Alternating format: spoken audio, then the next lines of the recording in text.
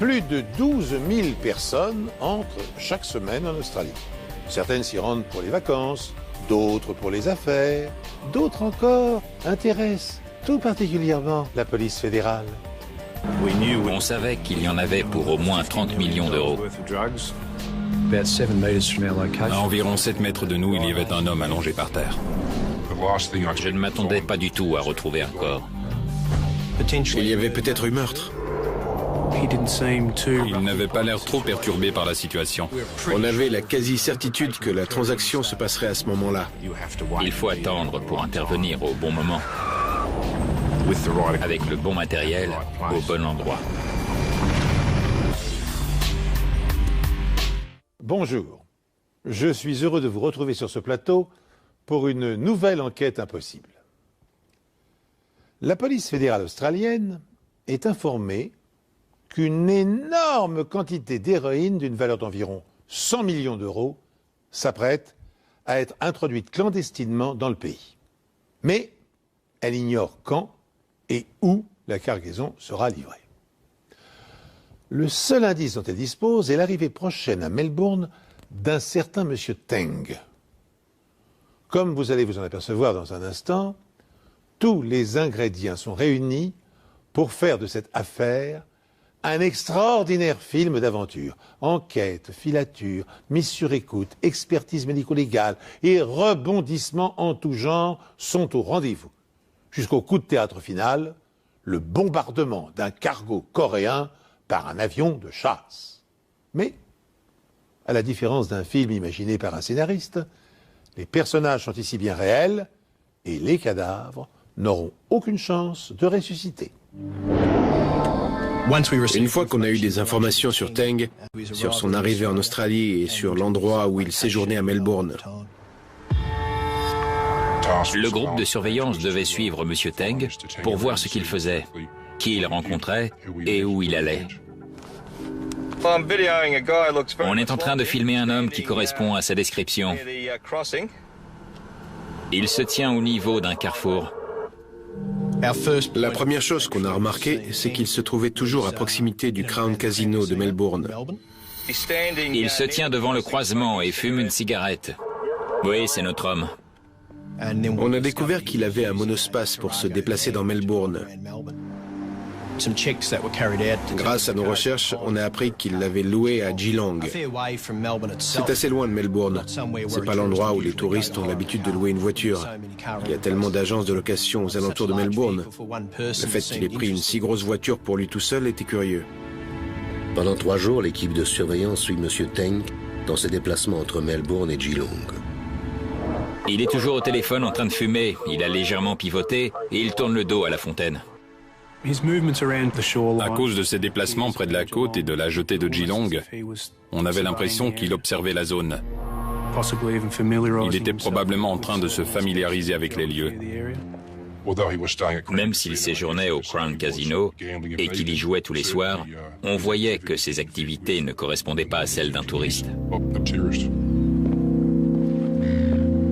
Alors que M. Teng est sous surveillance permanente, les agents fédéraux décident d'interroger le gérant de l'agence de location d'où provient le monospace. Et leur initiative s'avère payante. Leur suspect s'est renseigné sur la location d'un autre véhicule. Monsieur Teng a dit qu'il lui fallait un 4x4 parce que sa famille allait arriver et qu'il allait avoir besoin de place pour les bagages. Mais on ne croyait pas à cette histoire. On s'est dit qu'il avait l'intention de mettre quelque chose de volumineux dans le coffre et que ce n'était pas des bagages.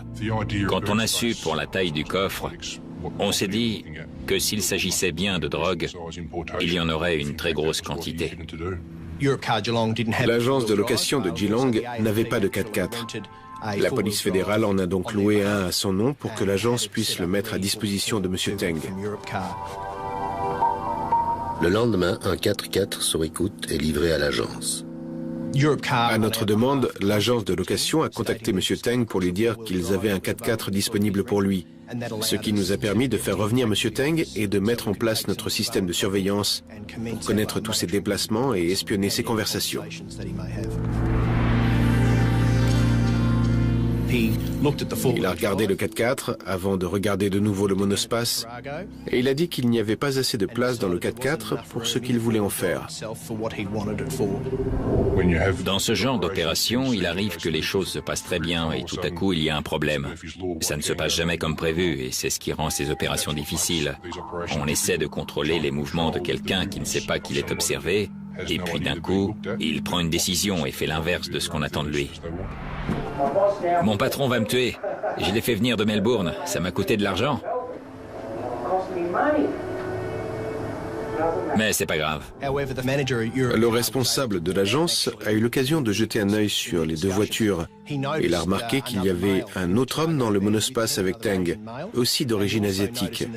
Il a vu des bagages dans le coffre et l'une de ses valises avait une étiquette portant le nom d'un certain Lam. La police lance des recherches sur M. Lam, mais sa principale cible reste M. Teng. Et elle ne quitte pas sa trace une seconde. Accompagné de M. Lam, il longe la côte jusqu'à Lorne, une ville de surfeurs. Nous sommes le 11 avril 2003 et il est 16h51. Le suspect fume une cigarette devant le véhicule. Son associé est assis à la place du conducteur et semble rester à l'intérieur. Lorsqu'il a quitté l'agence de Geelong, Teng est allé à Lorne, où il s'est renseigné dans une agence immobilière. Agence immobilière Smith. Une fois qu'il a eu terminé et qu'il est reparti, nos enquêteurs sont entrés pour interroger l'agent immobilier et on a appris qu'il avait demandé des renseignements sur la location d'une propriété. Le suspect entre dans le véhicule. Monsieur Teng s'est renseigné très sérieusement sur la location d'une maison sur les hauteurs de Lorne. Et ma première impression a été qu'il allait se passer quelque chose dans les prochains jours. Après ça, il est retourné à Geelong, puis à Melbourne. Il s'était également renseigné à Geelong. Et d'après moi, c'était une façon de couvrir ses arrières. De toute évidence, le mystérieux monsieur Teng et son complice s'apprêtent à réceptionner une grande quantité de drogue. Dans ce but, ils ont repéré un endroit propice à l'accostage d'un bateau. Et ils s'organisent pour louer discrètement un véhicule tout-terrain et une villa tranquille. Pendant que Teng passe sa soirée à jouer au casino, les enquêteurs équipent sa voiture d'un système d'écoute. Ils resteront ainsi au contact et seront tenus informés de ses préparatifs. Les agents fédéraux n'ignorent pas que le bras de fer qu'ils engagent avec les trafiquants sera extrêmement dangereux. M. Kam Phai Teng a passé les 2 dernières semaines à parcourir la côte sud-est de l'État de Victoria. Il était parfois seul et parfois accompagné d'un homme que la police pense être un certain M. Lam. Mais la police sait pertinemment qu'ils ne sont pas là pour chercher un agréable coin de pêche, mais pour trouver un endroit où un lourd chargement de stupéfiants pourrait être débarqué. Afin de connaître les plans du suspect, les agents fédéraux ont réussi à installer un système d'écoute dans le monospace qu'il a loué. Mais le lendemain, Teng a décidé de se rendre à pied jusqu'au quartier des affaires de Melbourne. Et la police fédérale n'a donc pas pu poursuivre sa filature. Il est appuyé contre un mur et il regarde autour de lui. Il vient de regarder sa montre. 1 minute plus tard, son attitude s'explique. Notre homme discute avec quelqu'un sous la passerelle. On l'a vu avec un autre homme, encore un inconnu.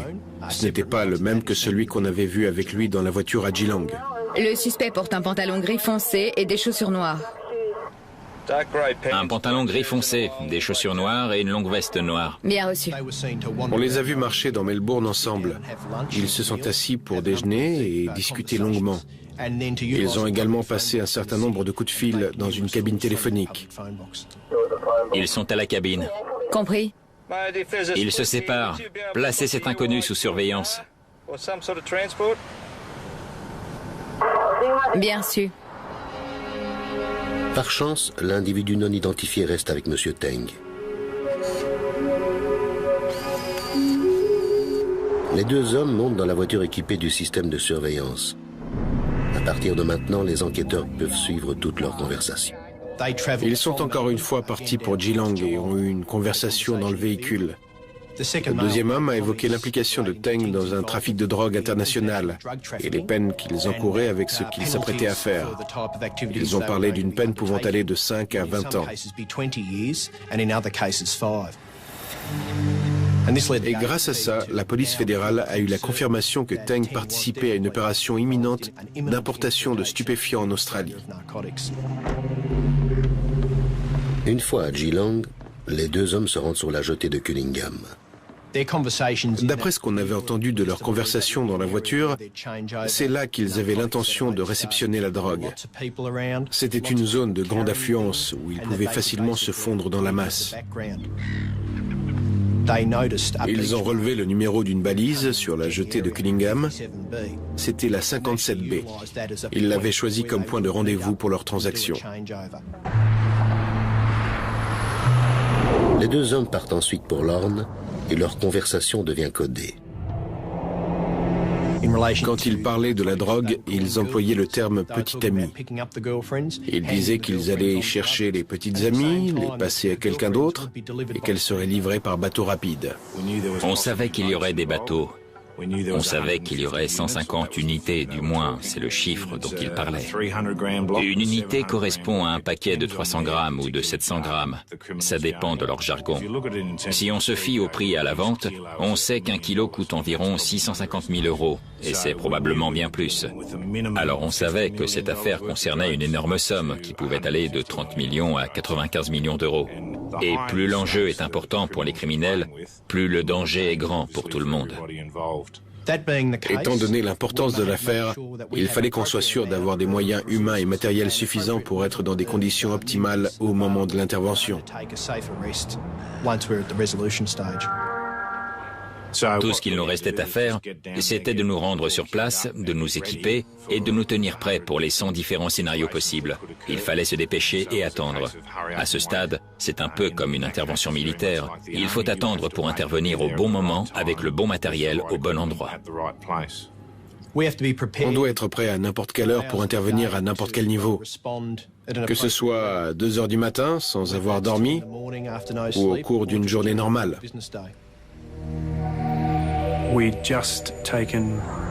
On avait pris 10 ou 15 minutes pour manger. Et on a reçu un coup de fil nous disant que les agents de surveillance avaient perdu la trace de M. Teng à Geelong et qu'il était possible qu'il soit en route pour Lorne. Ok, on reste vigilant. Avec mon partenaire, on a décidé de se placer à l'entrée de Lorne parce qu'il n'y avait qu'un chemin possible et on savait qu'il passerait forcément par cette route. Personnellement, je ne pensais pas qu'il reviendrait à Lorne à cette heure-là, sauf si quelque chose d'autre se préparait. J'ai dit à mon partenaire qu'on allait devoir rester là toute la nuit et les premiers feux qu'on a aperçus étaient ceux du monospace de Teng.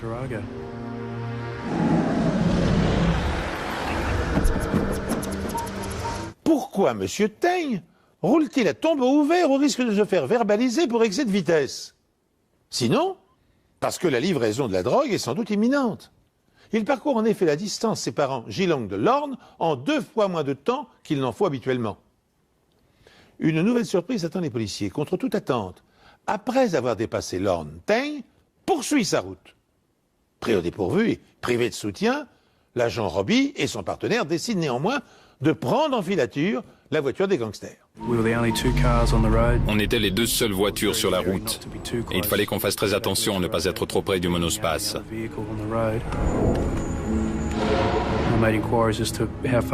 J'ai demandé jusqu'où on allait devoir se charger de la filature et on m'a répondu que ça allait durer encore 15 à 20 minutes. Alors on a compris que s'il se produisait quelque chose dans ce laps de temps, ce serait à nous d'intervenir. Et c'est exactement ce qui va se produire. Un bateau apparaît à l'horizon. Un bateau qui ne devrait pas se trouver dans les eaux australiennes.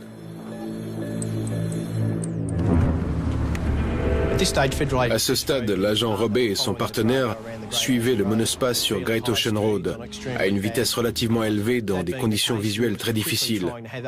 C'est pourquoi on s'est dépêché d'envoyer une équipe de surveillance sur place.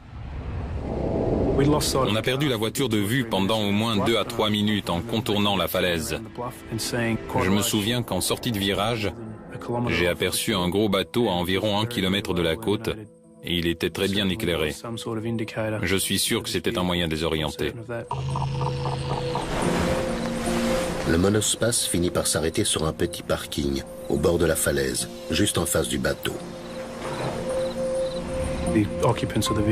Les 2 occupants de la voiture étaient toujours assis à l'intérieur, mais le plafonnier était encore allumé et je voyais très bien M. Teng assis côté conducteur. Les phares étaient toujours allumés, je suppose qu'il faisait signe à des gens à bord du bateau pour qu'ils traversent dans cette direction. Comme on était les 2 seules voitures sur la route, on n'a pas eu d'autre choix que de continuer à rouler. Il n'y avait pas d'endroit pour s'arrêter. L'agent Robet ne peut que faire régulièrement des allers-retours à proximité de la voiture des suspects en attendant des renforts. Cette partie de la côte est peu fréquentée et les voitures sont assez rares, surtout à cette heure de la nuit. Il fallait qu'on essaie rapidement de localiser les agents de surveillance pour poursuivre la filature si jamais la transaction avait lieu. Mais au moment où les renforts arrivent, les suspects se remettent en route. Ce sont nos 2 hommes, droit devant. Les agents de surveillance suivent les suspects jusqu'au Grand Pacific Hotel de Lorne. Ils observent M. Teng répondre à un appel téléphonique et retourner seul d'où il vient.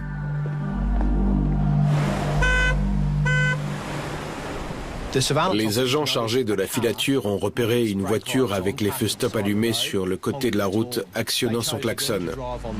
Ils ont choisi encore une fois de poursuivre leur route, mais ont remarqué que Teng s'arrêtait pour rejoindre l'autre véhicule qui était une berline bleue. Les agents ont eu le temps de relever le numéro de la plaque. Et après une rapide vérification, on a appris qu'elle avait été louée par un certain monsieur Lam, le premier homme qu'on avait identifié avec Teng. Sachant que le bateau était proche de la côte et qu'il n'avait pas l'air de vouloir bouger, on était quasiment sûr que la livraison aurait lieu d'un moment à l'autre. Le transbordement de la cargaison d'héroïne est imminent. Malheureusement pour les agents fédéraux, la plage où l'opération va se dérouler se trouve en contrebas et elle est invisible de la route. Comble de malchance, le temps est exécrable, la vue est bouchée et les renforts tardent à arriver. C'était très difficile de voir ce qui se passait, que ce soit sur le bateau ou sur la plage. On ne voyait pas le bateau à l'œil nu. Le seul moyen de voir quelque chose était d'utiliser la caméra infrarouge. La météo était catastrophique. La mer était très agitée et c'était vraiment suicidaire de quitter le bateau dans de telles conditions. Surtout qu'étant donné la taille du bateau, il fallait utiliser une annexe pour amener la cargaison sur la côte.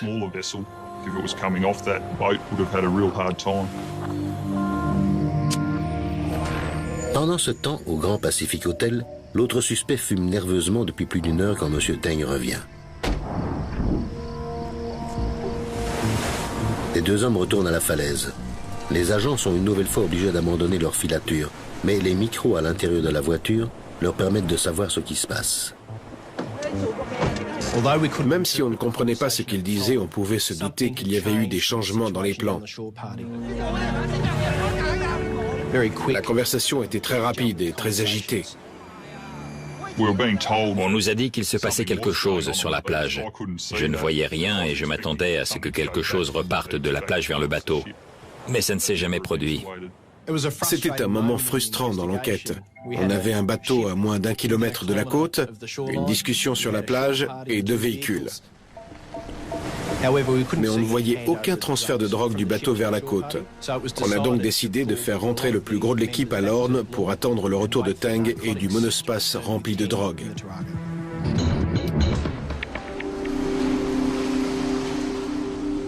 La voiture est revenue à l'hôtel et s'est garée dans l'un des parkings souterrains. Teng et Lee ont rejoint leur chambre. Après leur départ, un agent fédéral s'est introduit dans le parking pour regarder à l'arrière du monospace.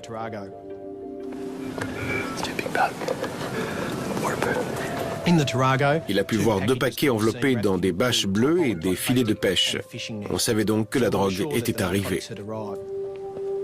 Il y avait plusieurs possibilités. On pouvait intervenir et les arrêter dans leur chambre, mais ça ne prouverait pas leur implication dans le trafic. On a décidé d'attendre que Teng et son complice retournent dans la voiture avant de les arrêter pour qu'ils soient en possession de la drogue au moment de leur arrestation. Le problème, c'est que les paquets n'étaient pas assez gros pour contenir 150 kilos de drogue et on avait perdu le contact avec la berline bleue.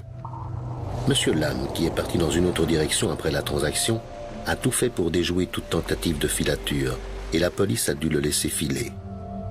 Il fallait donc qu'on retrouve ce véhicule et la drogue. Mais ce n'est pas tout. La police doit également rassembler les preuves scientifiques nécessaires pour relier les suspects à l'endroit où la transaction a eu lieu. Il faut prouver leur lien avec le bateau qui a jeté l'ancre. Mais ce que les enquêteurs vont découvrir est bien loin de ce qu'ils avaient imaginé.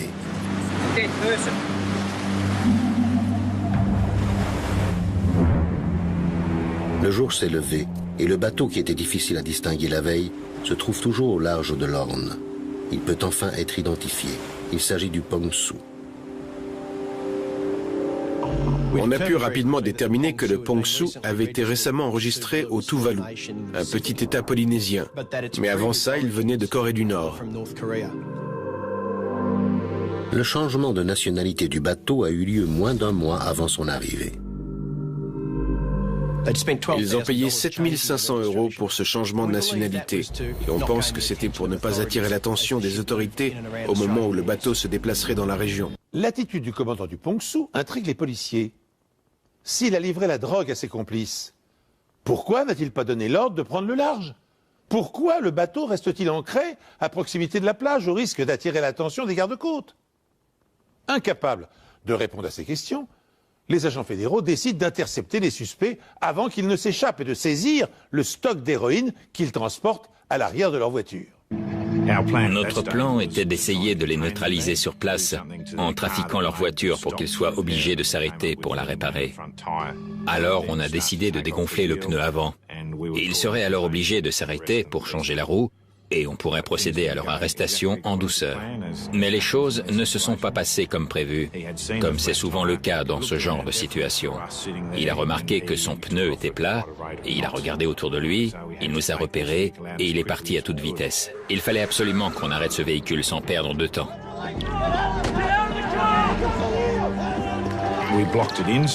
On l'a bloqué, il ne pouvait plus avancer, et on a immédiatement cerné le véhicule avec l'aide du groupe d'intervention local. Et sous la menace de nos armes, le conducteur et le passager sont sortis de la voiture. Quand je suis arrivé sur les lieux, j'ai vu M. Teng face contre terre avec les menottes. Et côté passager, il y avait son complice. Il était assez silencieux. Il n'avait pas l'air trop perturbé par la situation. Ce n'était certainement pas la première fois qu'il participait à un trafic de drogue de cette envergure. En effet, M. Chin Kwang Lee est fiché. Il s'est évadé d'une prison au Danemark, où il avait été arrêté pour trafic de drogue. Il était connu d'Interpol et avait été impliqué dans un autre trafic de drogue qui s'étendait sur l'Asie et sur l'Europe. On a ouvert le coffre et il y avait quelque chose comme 40 ou 50 kilos de ce qu'on présumait être de l'héroïne, d'après les éléments de l'enquête.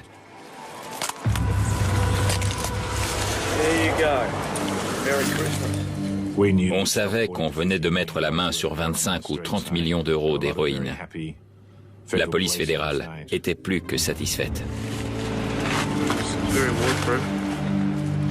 Les paquets sont soigneusement enveloppés dans plusieurs couches de plastique. Ça doit être la couche inférieure. Il y en a encore une. Preuve que les paquets ont été transportés depuis le bateau. Chacun est marqué du logo WO Globe Brand, une héroïne de grande qualité, ce qui sera confirmé par les tests en laboratoire.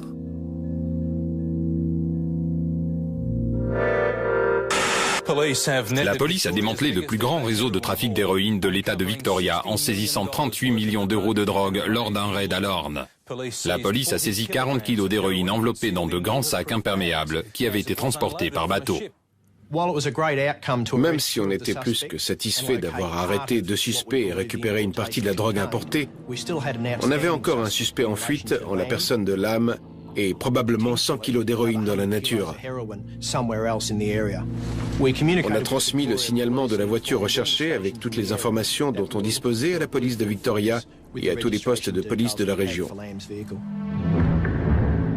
Il fallait qu'on répartisse les membres de la police fédérale en plusieurs groupes. Certains devaient ramener les 2 suspects à Melbourne pour les interroger et d'autres devaient se rendre sur la scène du crime, là où la transaction avait eu lieu, pour y récupérer toutes les preuves possibles afin d'inculper Teng et Lee, ainsi que l'équipage du bateau qui se trouvait toujours au large de la côte. J'étais étonné de voir qu'il était toujours là. C'était bizarre, à moins qu'ils aient une raison valable de rester. Et on voyait des gens sur le pont qui regardaient vers la côte avec des jumelles. On commençait à se demander s'ils nous observaient.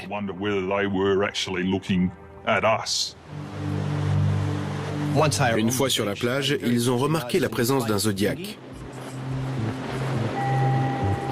Quand on a vu le Zodiac, on a tout de suite compris. Il était dégonflé et il avait apparemment beaucoup souffert. On voyait bien qu'il n'était plus utilisable et on a compris pourquoi on n'avait pas vu de bateau retourner vers le Pong-Su et pourquoi les hommes, à bord du Pong-Su, regardaient vers la côte. À proximité, des algues attirent leur attention. Il y avait des pierres sur les algues, ce qui n'était pas normal. D'habitude, c'est plutôt l'inverse. Sous le tas, on a retrouvé 2 gilets de sauvetage qui avaient été dissimulés. Après cette découverte, on s'est dit que les suspects avaient probablement caché d'autres choses. Alors on a commencé à ratisser la plage. Et un peu plus loin, on a retrouvé un autre tas d'algues recouverts de pierres. Et c'était une cachette idéale pour le reste de la drogue. Il y a un corps. Je ne m'attendais pas du tout à retrouver un corps. Il avait une importante blessure à la tête. Je pense qu'il avait été placé à cet endroit volontairement et que quelqu'un l'avait recouvert avec les algues pour qu'on ne le retrouve pas.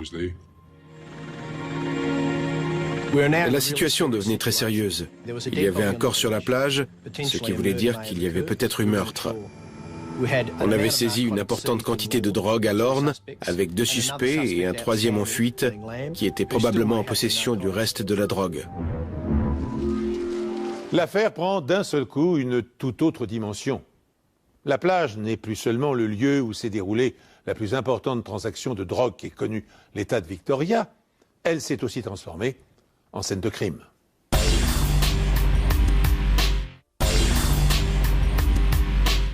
L'affaire prend d'un seul coup une toute autre dimension.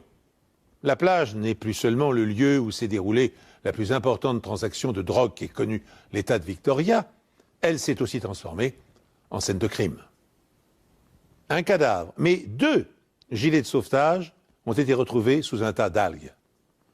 Tandis que les policiers cherchent le second corps, le Pong-Su prend brusquement la fuite vers le large. On avait la certitude que le Pong-Su était impliqué dans le trafic de drogue.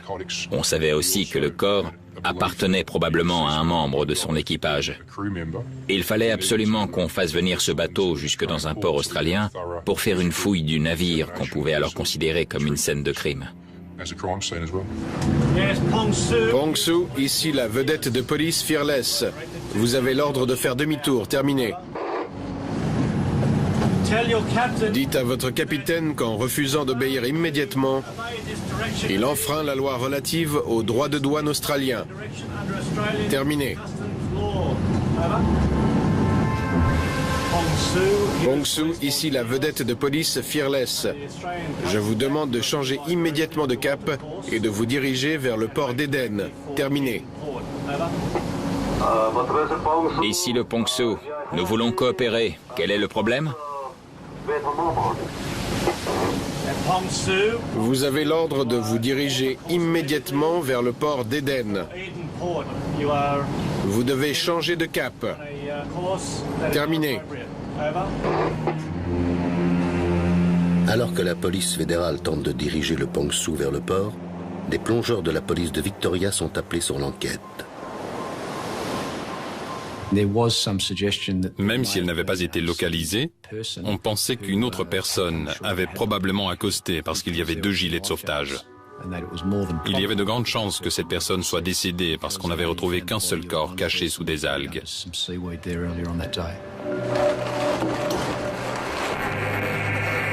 L'autopsie du corps prouve que l'homme en question n'a pas été tué, mais qu'il s'est cogné la tête au moment où le Zodiac a chaviré et s'est noyé. Mais avec des vagues aussi dangereuses que la veille, les recherches pour retrouver un deuxième corps sont reportées.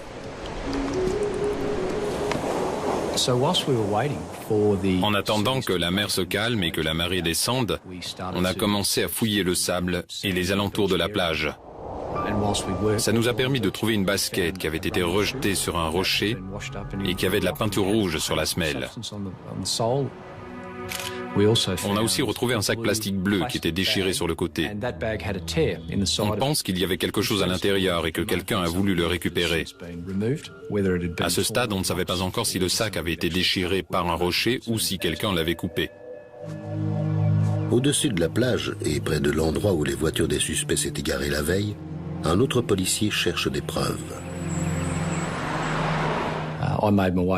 Je l'ai rejoint, on a fait des recherches dans la végétation et à environ 7 mètres de nous, il y avait un homme allongé par terre. Il se tenait comme ça.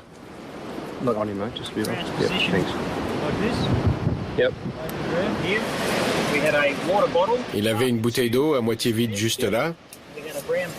Il avait aussi un sac en papier marron. En fouillant dans son sac, on a retrouvé une paire de jumelles, une lampe torche, un téléphone, des cartes SIM et un GPS.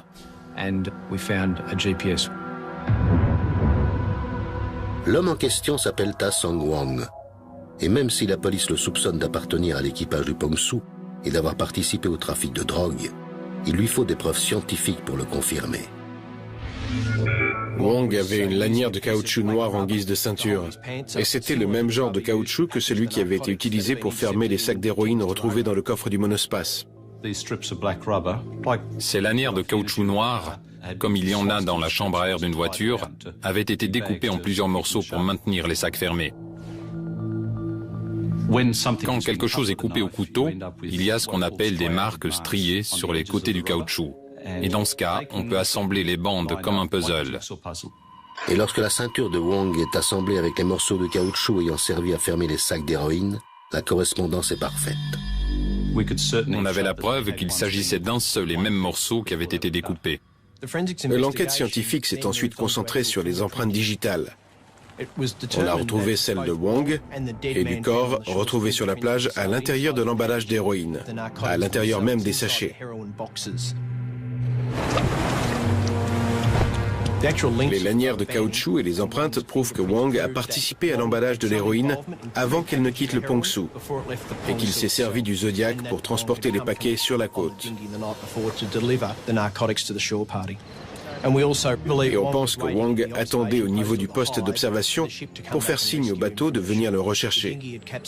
Le Zodiac avait chaviré pendant la nuit et il n'avait aucun moyen de retourner sur le navire. Mais quand l'équipage du Pongsu a compris que la police menait son enquête sur la côte, il a décidé de lever l'ancre et de prendre le large. Au nom de la loi, vous avez l'ordre de retourner au port d'Éden en mettant le cap sur le 270 en vue d'un arraisonnement. Terminé. Il fallait qu'on arraisonne ce bateau, parce qu'on pensait qu'il y avait encore de la drogue à bord, et si ce n'était pas le cas, ces hommes étaient probablement responsables de l'importation d'une grande quantité de stupéfiants. Arrêtez votre navire. Je répète, arrêtez votre navire. Monter à bord d'un bateau quand la mer est calme, c'est une chose, mais quand ça bouge autant, c'est une toute autre histoire. On avait déjà perdu quelqu'un au cours de cette opération. C'était un suspect, mais je ne voulais pas sacrifier un membre de mon équipe. Alors peu après avoir envoyé des hommes sur un Zodiac, je leur ai donné l'ordre de revenir. Parce qu'ils étaient équipés de leurs gilets pare-balles, de leurs casques et de tout l'équipement nécessaire. Alors si l'un d'entre eux passait par-dessus bord, il aurait immédiatement coulé, même si c'est un bon nageur. Une fois les différentes possibilités étudiées, les agents fédéraux se concentrent sur M. Lam, un autre membre du réseau toujours en fuite. Il ne fallait pas oublier le point de rendez-vous entre les deux hommes avant l'importation à Geelong sur la jetée de Killingham. On avait ce repère, le 57B, et on avait toujours une équipe sur place pour surveiller. Monsieur Lamb se montre enfin et s'arrête juste à côté du repère 57B et d'une autre voiture. Lamb a stationné devant le repère et a commencé à secouer le tapis de son coffre. Et nos agents l'ont vu parler avec l'homme de l'autre voiture. On a pensé que cette personne pouvait être impliquée dans l'importation, et c'était probablement un membre du réseau venu chercher sa part du butin. Même s'il ne s'est rien passé de particulier, la police ne veut prendre aucun risque. On a décidé d'intercepter la deuxième voiture pour tenter d'identifier l'homme dans le véhicule. Mais on a rapidement compris que c'était un citoyen comme les autres et qu'il n'avait rien à voir avec notre enquête. Peu de temps après le départ de l'autre voiture, Monsieur Lamb repart. On ne pouvait pas se permettre de laisser Lamb retourner à Melbourne pour le perdre encore une fois. On a donc décidé de l'intercepter immédiatement pour l'avoir sous notre contrôle et découvrir l'endroit où se trouvait la drogue. Mais après avoir fouillé la voiture, on a constaté qu'il n'y avait aucune trace de drogue à l'intérieur. Le coffre de la voiture de Lamb est vide. N'ayant pas été livré à Melbourne, la drogue a dû être cachée quelque part à proximité de la plage. Supposons que le trafiquant ne révélera pas sa cachette, les experts en sont réduits à exploiter tous les indices mis à leur disposition pour la retrouver. Avant que des complices des malfrats ne s'en emparent, bien sûr. Et, grâce à cela, inondent le marché. La police fédérale a déjà arrêté 4 hommes pour l'importation de 50 kilos de stupéfiants, mais elle pense que plus de 100 kilos d'héroïne sont encore dans la nature. Elle espère que le GPS retrouvé dans le sac de Wong lui permettra de les retrouver. Un GPS permet d'afficher les coordonnées de l'endroit où vous vous trouvez. Tout est une histoire de distance, d'heures et de signaux qui sont envoyés par 4 satellites vers l'appareil que vous utilisez.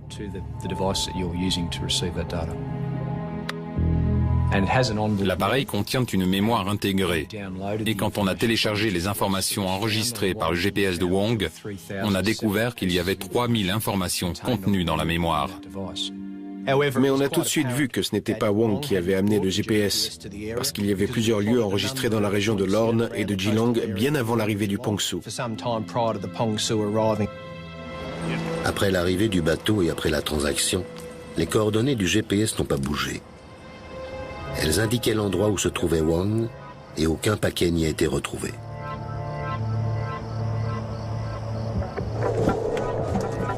On pense que quelqu'un lui a donné ce GPS sur la plage quand ils se sont rendus compte qu'ils ne pourraient pas retourner sur le bateau. Les enquêteurs se focalisent tout particulièrement sur la mémoire du GPS avant l'arrivée du bateau. Non seulement les données correspondent aux endroits où les 3 suspects ont été vus, mais elles indiquent également un site situé à 40 km de la zone d'importation où le porteur du GPS s'est rendu à plusieurs reprises. C'était au milieu de nulle part, sur le bord d'une route, et ça méritait qu'on y retourne une seconde fois. Une demi-heure avant la transaction, Teng et Lee étaient sous surveillance policière. Lamb était par contre parvenu à échapper à la filature. Il y a donc de fortes chances pour qu'il ait eu le GPS en sa possession à ce moment-là. A-t-il eu le temps de revenir sur les lieux et d'y cacher la cargaison? À mesure qu'on approchait du site, je lisais sur le GPS 50, 40, 30, 20, 10, et j'ai dit on y est. J'ai regardé sur le sol, j'ai ramassé un sac plastique, et à l'intérieur de ce sac, il y avait 2 photos de Lamb. À défaut de retrouver le reste de l'héroïne, les enquêteurs mettent la main sur de nombreuses preuves. Entre autres, un kit de démarrage de téléphone portable portant les empreintes de M. Lamb. Et surtout, il y avait une feuille au format A4. C'était une facture au nom du Pongsu. C'était très important parce que M. Lamb soutenait qu'il n'avait rien à voir avec cette affaire. Et on venait de trouver une preuve matérielle reliant Lamb au Pongsu qui était en train de fuir vers Sydney. Pongsu, arrêtez votre navire maintenant. Vous avez été averti à plusieurs reprises. Avez-vous l'intention de faire demi-tour vers le port d'Éden? Terminé. Non, je crois qu'il prend la fuite. Pong-Su, si vous n'arrêtez pas votre navire immédiatement, le gouvernement australien mettra tous les moyens en œuvre pour stopper votre bateau de force. On avait pour ordre de suivre le bateau et de le couvrir pendant que d'autres retourneraient chercher des personnes plus qualifiées et mieux équipées pour procéder à son arraisonnement. Pong-Su, ici le bateau de guerre australien. Descendez votre échelle à tribord maintenant. Pour l'instant, mon équipage est en train de dormir. Je vous demande d'attendre un instant. Terminé. Non. Réveillez-le immédiatement. Nous allons arraisonner votre bateau. Terminé. Le HMS Stuart a été envoyé de Sydney pour intercepter le Pong-Su. Une fois en contact avec le Pong-Su, il a envoyé un hélicoptère pour permettre à des soldats de monter à bord et de sécuriser les lieux pour les agents de la police fédérale. C'était une nouvelle scène de crime à étudier. Il fallait qu'on trouve les preuves permettant de lier le Pong-Su à tous les autres éléments de l'enquête. Il est 11h52 et nous sommes le dimanche 20 avril 2003. Une recherche approfondie nous a permis de découvrir qu'il s'agissait probablement d'un bateau servant au transport de stupéfiants à travers le monde. Les réservoirs d'eau avaient été transformés en réservoirs d'essence, ce qui permettait au bateau de naviguer sur de longues distances sans avoir à s'arrêter pour se ravitailler. On a aussi retrouvé une grande quantité de nourriture permettant à l'équipage de survivre une longue période sans avoir à retourner au port. Et il était clair que sans accoster, il n'attirerait pas l'attention des autorités australiennes qui auraient probablement voulu fouiller le bateau. Des recherches approfondies ont commencé ce matin. Chaque cabine, chaque placard et chaque recoin ont été examinés. Divers équipements permettant l'utilisation de rayons X et de produits chimiques ont été apportés à bord. Chaque filtre et chaque aération ont été passés au peigne fin. On nous a confié la basket qui avait été retrouvée sur la plage près du corps. Il y avait de nombreuses traces de peinture dessus. Alors on nous a demandé de faire une comparaison pour tenter de découvrir si cette peinture pouvait provenir du Pong-Su. Des échantillons de peinture et des résidus provenant du bateau sont analysés puis comparés avec ceux prélevés sur la basket. On a pu déterminer que les deux échantillons avaient de nombreuses caractéristiques en commun. Ce n'était pas une correspondance à 100%, mais il y avait quand même de grandes chances pour que la peinture de la chaussure soit la même que celle retrouvée sur le pont du Pong-Su. Quand on a retrouvé le corps, il n'avait plus de chaussures. Les experts scientifiques et les agents fédéraux ont accompli un remarquable travail de synthèse. En recoupant les indices, ils sont parvenus à établir que des liens solides relient entre eux le cadavre retrouvé sur la plage, Ta Song Wong, le deuxième homme du Zodiac, l'équipage du Pong-Su et les 3 organisateurs du trafic arrêtés en flagrant délit. Il ne leur manque plus qu'une dernière chose à accomplir pour parachever leur coup de filet. Mais une partie de la cargaison de drogue manquait toujours et à ce stade, on soupçonnait M. Lam. Il fallait qu'on la retrouve. Il fallait absolument qu'on mette la main dessus avant que quelqu'un d'autre ne prenne le relais. La nuit où la drogue est arrivée et que la transaction a eu lieu, Teng et Lee sont retournés à leur hôtel de Lorne. Lam avait pris la direction opposée. Une équipe de surveillance a tenté de le suivre, mais il a réussi à déjouer la filature. Par conséquent, les agents sont obligés d'abandonner Lam, mais ils savent quelle direction il a pris.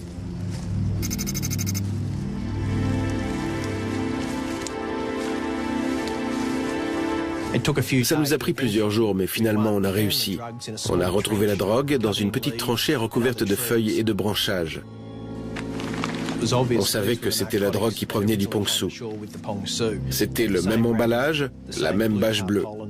Il y avait même le filet de pêche et la lanière de caoutchouc qui maintenaient le tout. C'était vraiment gratifiant de voir que cette drogue avait finalement été saisie. Elle était en notre possession et ne serait pas revendue. Le raid à bord du Pong-Su a permis la saisie de 50 kilos d'héroïne sur la côte sud-ouest de l'État de Victoria. 75 kilos de plus ont été découverts dans des buissons pour une valeur à la revente de 100 millions d'euros. Le capitaine du bateau, son second, ainsi que le mécanicien en chef, passent en jugement aujourd'hui après avoir été accusés d'importation de drogue. Un membre de l'équipage responsable d'avoir transporté l'héroïne jusqu'à la côte et 3 autres personnes accusées de l'avoir réceptionné seront également jugées. M. Teng, M. Lee et M. Lam plaident tous coupables de complicité dans l'importation d'une quantité importante d'héroïne. Ta Song Wong plaide également coupable. Mais le jury déclare le capitaine et ses 2 assistants non coupables. Peu importe si certaines personnes ne sont pas condamnées. Au final, on doit être satisfait d'avoir accompli notre mission. Et cette mission, c'était de saisir la drogue avant qu'elle ne soit revendue chez nous. Quand on regarde les chiffres de 1999, on peut voir que 1200 personnes sont mortes d'une overdose à l'héroïne. Et aujourd'hui, ce chiffre est descendu à 300 par an. On peut dire qu'on a fait la différence. Le navire de 4000 tonnes a été remorqué à environ 140 km des côtes de Nouvelle-Galles du Sud avant d'être bombardé par un chasseur F-111. Le réseau était démantelé et le bateau gisait au fond de l'océan. On pouvait être content du résultat. Je crois que le monde entier a compris que l'Australie ne plaisantait pas avec ces choses-là.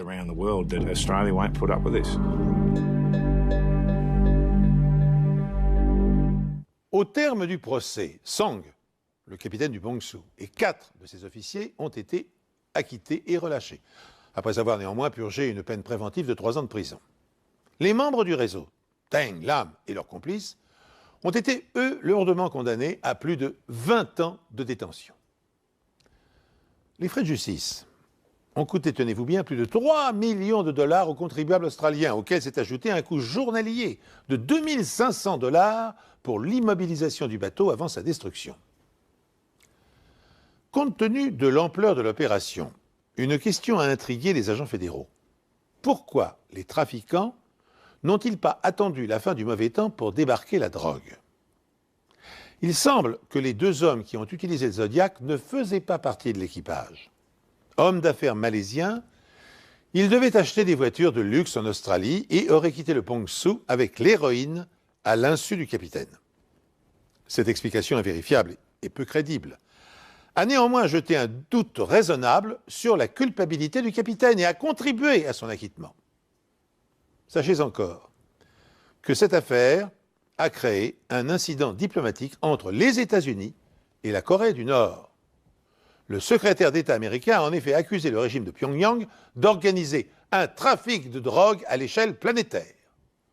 Connu sous le nom de Code de Bureau 39, ce service de l'État récolterait des sommes dont le montant atteindrait 500 millions de dollars par an. Officiellement enregistré à Tuvalu, mais appartenant au gouvernement nord-coréen, le Pongsu ne serait que l'un des navires impliqués dans ce vaste réseau. Ainsi s'achève cette émission riche en rebondissements. Merci de l'avoir suivi en ma compagnie et je vous donne rendez-vous bien sûr pour une nouvelle enquête impossible prochainement.